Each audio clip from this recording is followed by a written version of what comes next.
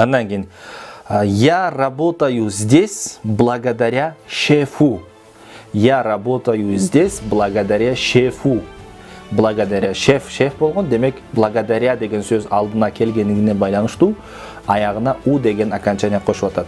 Я работаю здесь благодаря шефу. Мен бұл жақта шефтин жардамы менен иштеп жатам.